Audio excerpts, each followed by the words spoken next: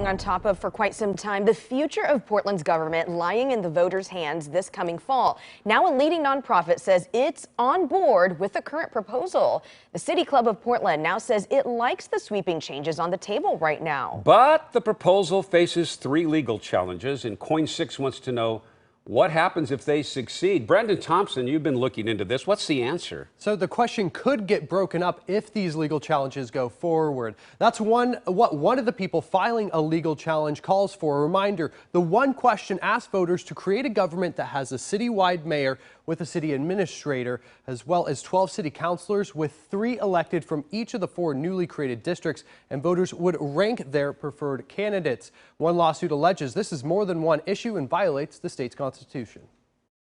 Leading by example. Other cities will look to Portland as a standard bearer for a new way of thinking about representation moving forward, I think. Mark Stefan with the Portland City Club says one reason the club supports the proposed charter reform is because the change to Portland's government could give people more choice with ranked choice voting and more accountability with the city. And if we want to represent the whole city this combination actually is going to do an excellent job of doing so. 3 legal challenges have been filed against the measure that's been submitted by the Charter Commission, 2 over the complexity of the question, and 1 from Portland Business Alliance CEO Andrew Hone, saying it violates the state's single issue requirement and, quote, changing operations of the city council is not logically connected to changing the voting system. The suit names the city attorney as well as the city auditor and says they, quote, have the legal duty to reject the proposed measure because of Oregon law. The auditor's office says it does not have the authority to do that.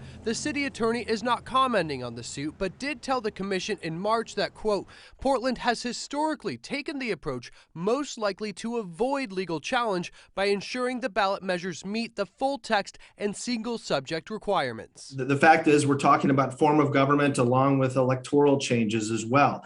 They are different parts, but when you bring them together and the synergy between them, that's where they become one reform.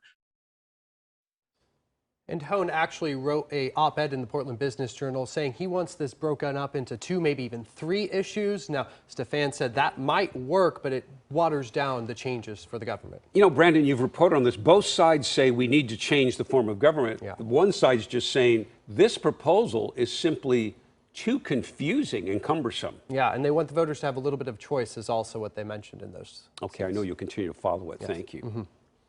Well, the latest